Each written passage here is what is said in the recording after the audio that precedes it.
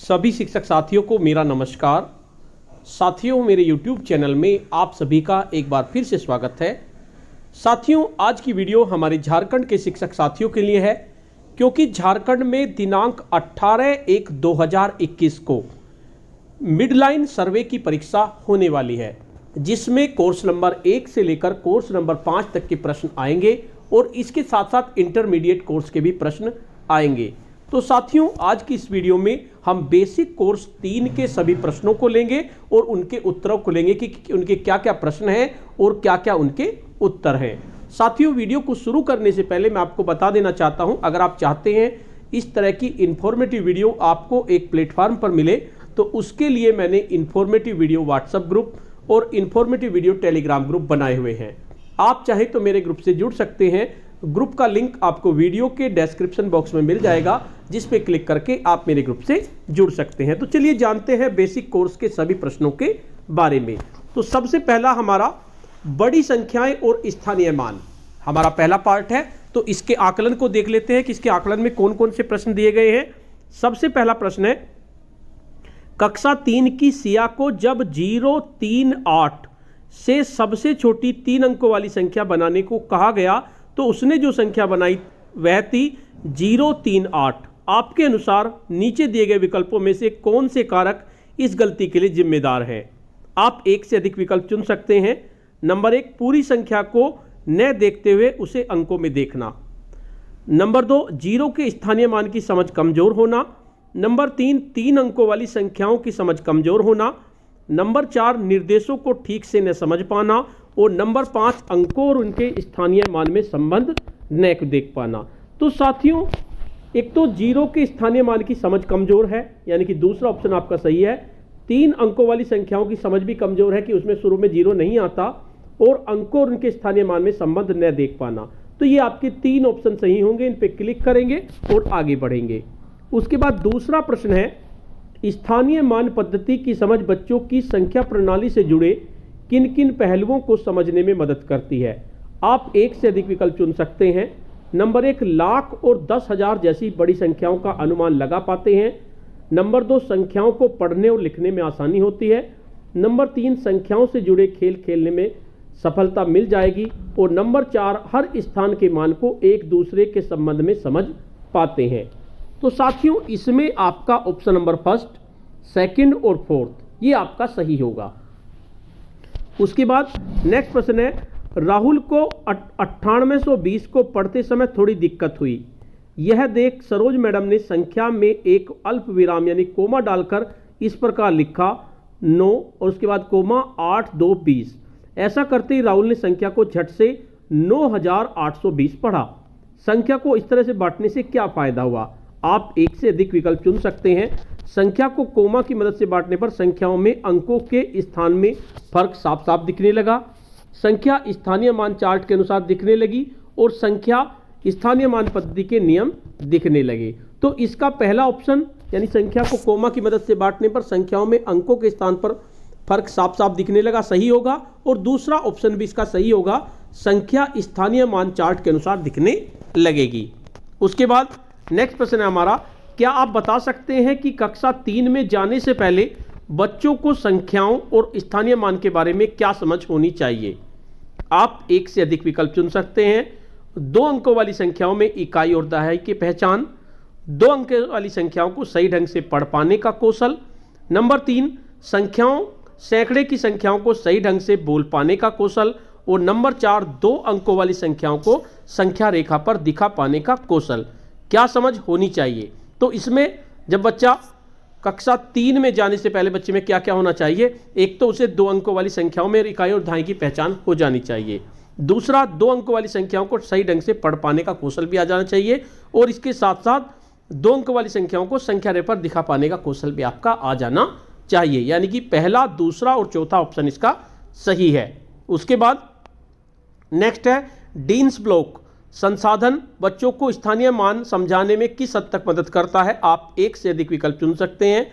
Deans block से संख्या के हर अंक के स्थानीय मान की समझ मजबूत होती है। डीन्स ब्लॉक से बच्चे इकाई, दहाई, सैकड़ा और हजार जैसी संख्याओं को बनाकर देख पा सकते हैं। डीन्स ब्लॉक की सहायता से बच्चे बेहतर रूप से संख्या की मात्रा का अनुमान लगा पाते हैं। तो इसका आपका सेकंड ऑप्शन कि डीन्स ब्लॉक से बच्चे इकाई, दहाई, सैकड़ा और हजार तक की संख्याओं को बनाकर देख सकते हैं और डीन्स ब्लॉक की सहायता से बच्चे बेहतर रूप से संख्या की मात्रा का अनुमान लगा पाते हैं, दोनों ऑप्शन आपके सही होंगे। उसके बाद नेक्स्ट प्रश्न है प्रश्न नंबर 6। कक्षा में एक गतिविधि करते समय प्रिया जी ने बच्चों से कहा कि बच्चे उन्हें कोई भी एक संख्या बताएं और फिर वह मान कार्ड की सहायता से उस संख्याओं के खोल के दिखाएंगी। उदाहरण के तौर पर 876 को 800 + 7 70 + 6 की तरह दिखाना। नीचे दिए गए विकर्णों में कौन सा सही नहीं है, आपको ये देखना है कौन सा सही नहीं है। तो पहला विकल्प है, इस गतिविधि से बच्चे संख्याओं के विस्तृत रूप के बारे में बेहतर समझ पाएंगे। इस गतिविधि में संख्याओं के हर अंक की मात्रा का समझ पाएंगे। इस गतिविधि से बच्चे समूह में गिनना सीख पाएंगे और इससे बच्चे संख्याओं के स्थानीय मान के अनुसार संगठित और विघटित करना सीख पाएंगे। तो इसमें आपका दो विकल्प, इस गतिविधि में बच्चे संख्याओं के विस्तृत रूप के बारे में शायद बेहतर समझ पाएंगे और इस गतिविधि में संख्याओं में हर अंक की मात्रा को समझ पाएंगे, ये आपके सही होंगे। तो इन पे आप क्लिक कर देंगे। उसके बाद नेक्स्ट प्रश्न है, सुमित जी की कक्षा में बच्चों को बड़ी संख्या गिनने के लिए उन्होंने बच्चों को निर्देश दिए कि वह 100 के समूह बनाएं। ऐसी गतिविधि बच्चों के साथ करवाने के क्या क्या फायदे हैं? पहला ऑप्शन है, बच्चे 100 की मात्रा का अनुमान लगा पाते हैं। बच्चे समझ पाते हैं कि 100 इकाई जुड़कर एक सैकड़ा बनता है। बच्चे समूह में जल्दी और बिना गलती के गिनना सीख पाते हैं और बच्चों को दहाई और इकाई की संख्या समझ मजबूत होती है। तो इसका आपका पहला ऑप्शन कि बच्चे 100 की मात्रा का अनुमान लगा पाते हैं और दूसरा ऑप्शन बच्चे समझ पाते हैं कि 100 इकाई जुड़कर एक सैकड़ा बनती है, दोनों सही होंगे। उसके बाद नेक्स्ट प्रश्न है, कक्षा 4 के सूरज ने अध्यापक के कहने पर सही ढंग से 4700 को संख्या रेखा पर दिखा दिया। ऐसी हजार और लाख जैसी संख्याओं को संख्या रेखा पर सही ढंग से दिखा पाने से सूरज की किस समझ का पता चलता है? ऑप्शन नंबर 1, उसे संख्या में मौजूद अंकों की स्थानीय मान की समझ है। उसे संख्या रेखा बनाने की समझ है। उसे संख्याओं की मात्रा का अनुमान लगा पाने का कौशल आता है। वह बड़ी संख्याओं की मात्रा की कल्पना कर पाता है। तो इसका पहला, तीसरा और चौथा 3 ऑप्शन इसके सही होंगे, तो इन पे आप क्लिक कर देंगे। उसके बाद नेक्स्ट है, लाख और करोड़ जैसी बड़ी संख्याओं को बच्चों के लिए जानना क्यों जरूरी है? आप एक से अधिक विकल्प चुन सकते हैं। नंबर 1, अक्सर इन बड़ी संख्याओं का सामना हमें अपनी जिंदगी में करना होता है। नंबर 2, बाकी विषयों में दी गई जानकारी को समझने में आसानी होती है। नंबर 3, इन संख्याओं को जाने बिना गणित की बाकी अवधारणा समझना मुश्किल है। नंबर 4, भारतीय संख्या प्रणाली की अंतर्राष्ट्रीय प्रणाली के साथ तुलना कर पाते हैं। और तो इसमें आपका पहला, दूसरा और चौथा विकल्प सही होगा, इन पे आप क्लिक कर देंगे। उसके बाद नेक्स्ट प्रश्न है, अगर आप बच्चों को 1000 से लाख तक के समूह बनाना सिखाना चाहते हैं तो आप नीचे दिए गए संसाधनों में से किसका इस्तेमाल करेंगे? आप एक से अधिक विकल्प चुन सकते हैं। डीन्स ब्लॉक, राजमा और डंडियां, अबेकस और रंगीन टोकन। यानी आपको बच्चों को 1000 से लाख के समूह बनाना सिखाना है, तो एक तो आपका डीन्स ब्लॉक यूज होगा, इसके साथ साथ अबेकस यूज कर सकते हैं, आप रंगीन टोकन यूज कर सकते हैं। राजमा डंडियों से हमारा काम नहीं चलेगा क्योंकि इतनी कहाँ से गिनेंगे हम। उसके बाद नेक्स्ट है, ये आपका कंप्लीट हो गया पहला पार्ट। उसके बाद दूसरा पार्ट है इसमें प्राथमिक कक्षाओं में बोलने का कौशल, इसका आकलन हम देखेंगे। तो इसमें पहला प्रश्न है, आरती जी, कक्षा में कुछ बच्चे अपनी बात बोलने में झिझक महसूस करते हैं। वे कक्षा के ऐसे बच्चों की बोलने के कौशल को विकसित करने में मदद कैसे कर सकती हैं? आप एक से अधिक विकल्प चुन सकते हैं। उन्हें कक्षा में सामने आकर बोलने को कहकर, उनकी प्रतिक्रिया, विचार आदि की सराहना करके, उन्हें छोटे समूह में बोलने की गतिविधियां कराकर, उन्हें विषय के बारे में रटकर बोलने को कहने के लिए। तो इसमें आपका दूसरा और तीसरा ये ऑप्शन बिल्कुल सही है। उनकी प्रतिक्रिया, विचार आदि की सराहना करके और उन्हें छोटे समूह में बोलने की गतिविधि कराकर। उसके बाद नेक्स्ट प्रश्न है, हाल ही में मुकेश जी ने अपने साथी शिक्षकों से बातचीत करते हुए बच्चों के कक्षा में न बोलने के कारण को समझने की कोशिश की। आपके अनुसार इसके बाद उन पर क्या क्या बदलाव आ सकते हैं? नंबर 1, मुकेश जी बच्चों के न बोलने के व्यवहार के प्रति अधिक संवेदनशील हो पाएंगे। नंबर 2, वे उपयुक्त गतिविधि सोच पाएंगे जो बच्चों को बोलने के लिए प्रोत्साहित करें। नंबर 3, वे सभी बच्चों को बोलने के लिए नहीं कहेंगे। नंबर 4, मुकेश जी कक्षा में पढ़ने लिखने से जुड़ी गतिविधियां ज़्यादा करवाएंगे। तो इसका आपका ऑप्शन नंबर फर्स्ट और ऑप्शन नंबर सेकंड ये आपके सही होंगे। उसके बाद नेक्स्ट प्रश्न है हमारा, निम्न में से कौन सा विकल्प सुनने और बोलने के संबंध को सही तरह से दिखाता है? किसी एक विकल्प को चुनिए। नंबर 1, सुनने और बोलने की गतिविधियां अलग अलग होनी चाहिए। नंबर 2, बोलने के कौशल को विकसित करने के लिए अर्थपूर्ण और रोचक सुनने के मौके मिलना जरूरी है। नंबर 3, सुनना बोलने के कौशल पर आधारित है और बोलना सुनने पर नहीं। तो इसका आपका ऑप्शन नंबर सेकंड बिल्कुल सही होगा कि बोलने के कौशल को विकसित करने के लिए अर्थपूर्ण और रोचक सुनने के मौके मिलना जरूरी है। उसके बाद नेक्स्ट प्रश्न है, मीनल जी अपनी कक्षा दूसरी के बच्चों को बोलने के दौरान की गई गलतियों पर उन्हें रोककर ठीक करती हैं। आपको क्या लगता है इससे बच्चों पर क्या प्रभाव पड़ेगा? बच्चे आत्मविश्वास से बोलने लगेंगे, बच्चे सही तरह से बोलने लगेंगे, बच्चे अपनी बात कहने में हिचकिचाहट महसूस करेंगे, बच्चों का धारा प्रभाव बेहतर होगा। तो इसमें अगर इस तरह से करेंगी कि बच्चों के बोलने के दौरान ही उनकी गलतियों पर उन्हें रोककर ठीक कराने की कोशिश करेंगी, तो इससे बच्चे अपनी बात कहने में हिचकिचाहट महसूस करेंगे, कभी उनकी गलती ना हो जाए। तो इसका थर्ड ऑप्शन आपका सही होगा। उसके बाद प्रश्न नंबर 5 है हमारा, निम्न में से किस बच्चे की बोलते हुए धारा प्रवाहिता को बेहतर कहा जा सकता है? किसी एक विकल्प को चुनिए। राजू की, क्योंकि उसके बोलने में कम से कम रुकावट आती है। रमन की, क्योंकि वह भाषा के नियमों को सही इस्तेमाल कर पाता है। नंबर 3, रीमा की, क्योंकि वह बोलते हुए सही शब्दों का चुनाव करती है। राधिका की, क्योंकि वह बोलते हुए हर शब्द पर जोर देती है। तो इसका आपका ऑप्शन नंबर फर्स्ट सही है, राजू की, क्योंकि उसके बोलने में कम से कम रुकावट आती है। नेक्स्ट प्रश्न है, अगर आप अपनी पहली कक्षा के बच्चों को रोचक और अर्थपूर्ण बोलने के मौके देना चाहते हैं तो निम्न में से कौन सी गतिविधि सबसे उपयुक्त होगी? आप एक से अधिक विकल्प चुन सकते हैं। बच्चों को प्रस्तुति को याद करके बोलने को कहना। नंबर 2, बच्चों को समूह में कोई कहानी सुनाने को कहना। नंबर 3, बच्चों को समूह में चित्र पर बातचीत करने के मौके देना। तो इसका सही आंसर आपका सेकंड और थर्ड होगा। उसके बाद नेक्स्ट प्रश्न है हमारा, अरमान जी अपनी कक्षा 5 के बच्चों को प्रस्तुति करने से पहले विषय के बारे में जानकारी इकट्ठा करने को कहते हैं, साथ ही बोले जाने वाले बिंदुओं की सूची बनाने के लिए प्रोत्साहित करते हैं। आपके अनुसार इससे क्या होगा? आप एक से अधिक विकल्प चुन सकते हैं। नंबर 1, बच्चे प्रस्तुति को याद कर पाएंगे। नंबर 2, बच्चे यह समझ पाएंगे कि उन्हें क्या बोलना और किस क्रम में बोलना है। नंबर 3, बच्चों को बोलते हुए प्रवाह बेहतर होगा। और नंबर 4, बच्चों का लिखने का कौशल विकसित होगा। तो इसका आपका ऑप्शन नंबर सेकंड और ऑप्शन नंबर थर्ड ये आपका सही होगा। उसके बाद नेक्स्ट प्रश्न है, वाद विवाद की गतिविधि बोलने के कौशल को बढ़ाने में काफ़ी मदद कर सकती है, इसके क्या कारण हो सकते हैं? आप एक से अधिक विकल्प चुन सकते हैं। नंबर 1, बच्चे एक दूसरे की बात सुनकर उस पर उपयुक्त प्रतिक्रिया दे पाएंगे। नंबर 2, बच्चे एक दूसरे की बात को काट कर बोलना सीखेंगे। नंबर 3, बच्चों को एक विषय के बारे में अपने विचार साझा करने का मौका मिलेगा। तो इसका आपका ऑप्शन नंबर फर्स्ट और ऑप्शन नंबर थर्ड बिल्कुल सही होगा। इस पे आप क्लिक करेंगे। उसके बाद नेक्स्ट प्रश्न है, आपके प्राथमिक कक्षाओं के बच्चे कई बार मैं जा रहा या रही हूं की जगह मैं जा रहा जारी हूं बोल देते हैं, ऐसे में आप क्या करेंगे? सबसे उपयुक्त एक विकल्प चुनें। हमेशा उनकी इस गलती को नज़रअंदाज करेंगे, उनकी बात को सही उच्चारण के साथ दोबारा कहेंगे और उनका ध्यान उस पर दिलाएंगे।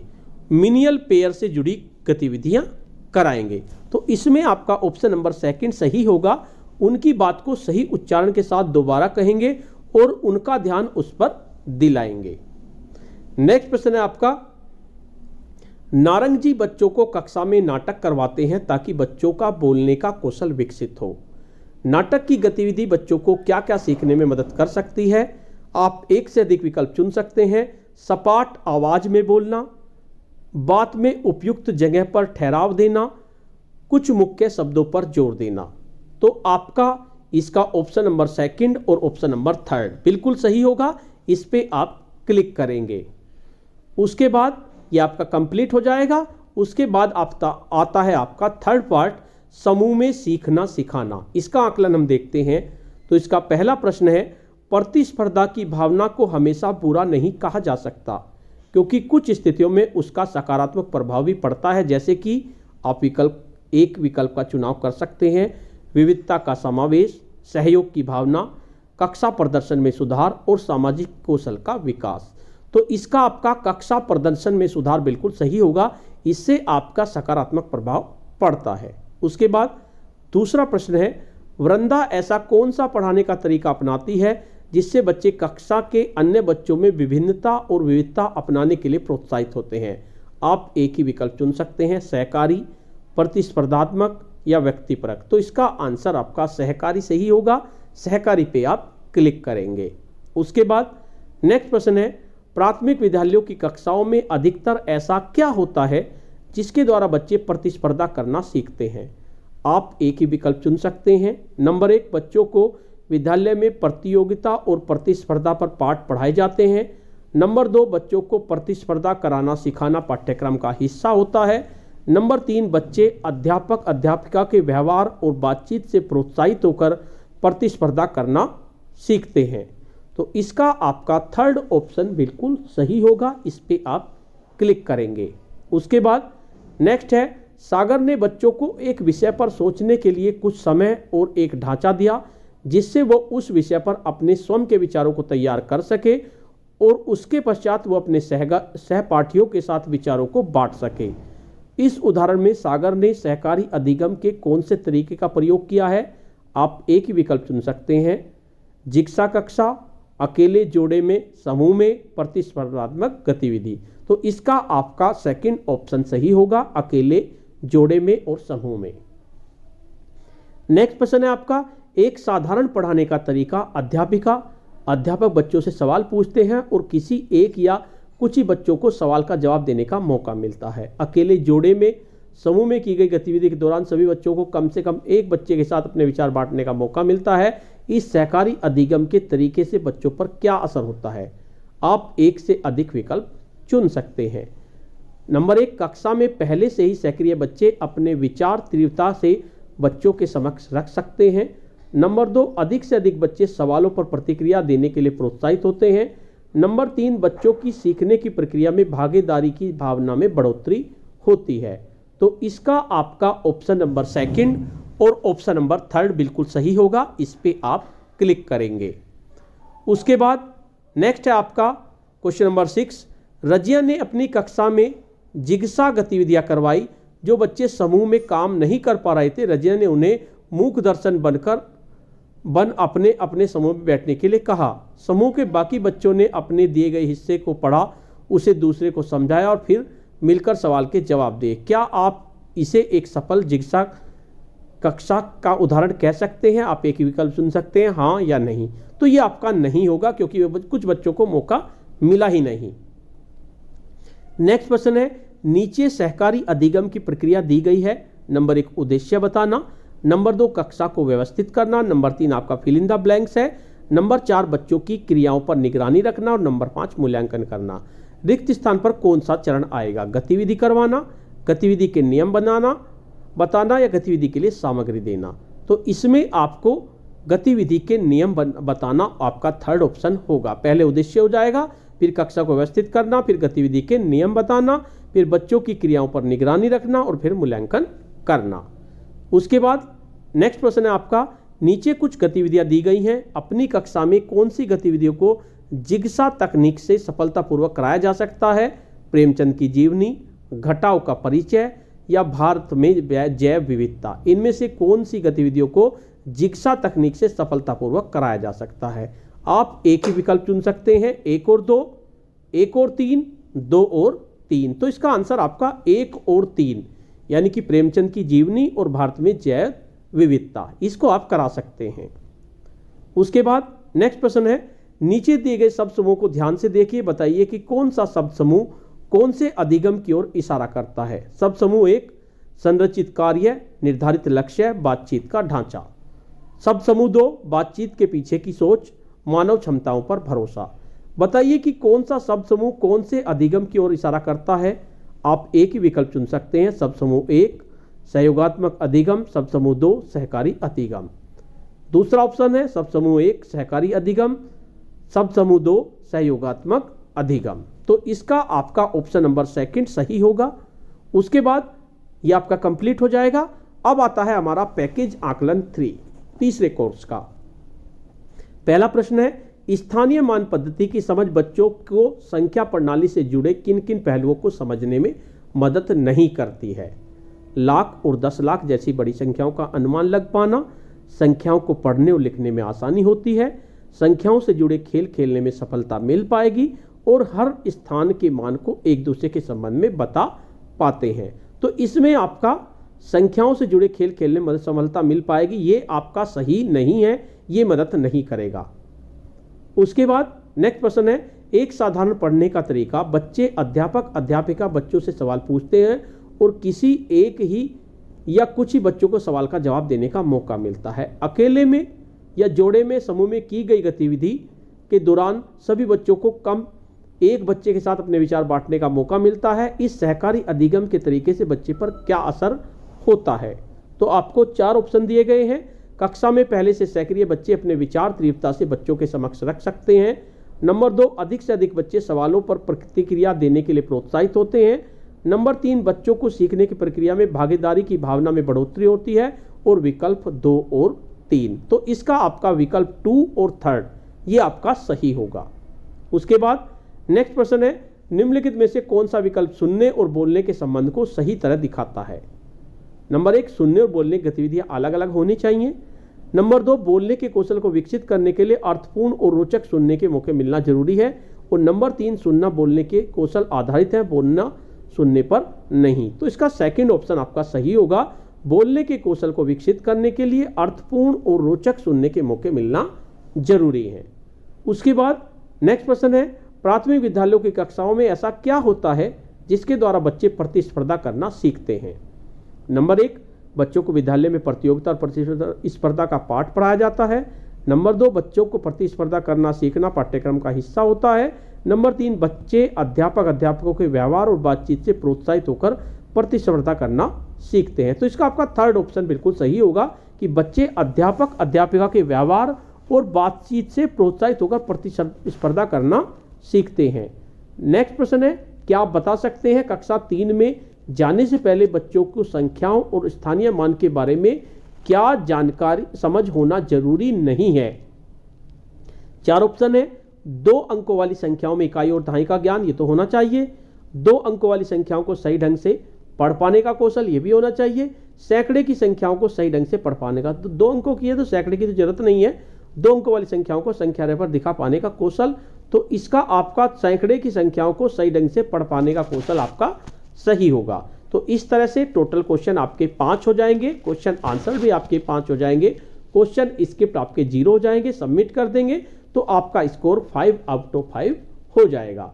तो साथियों ये आपका कोर्स बेसिक कोर्स 3 की प्रश्नोत्तरी थी जो मैंने आपके सामने प्रस्तुत की।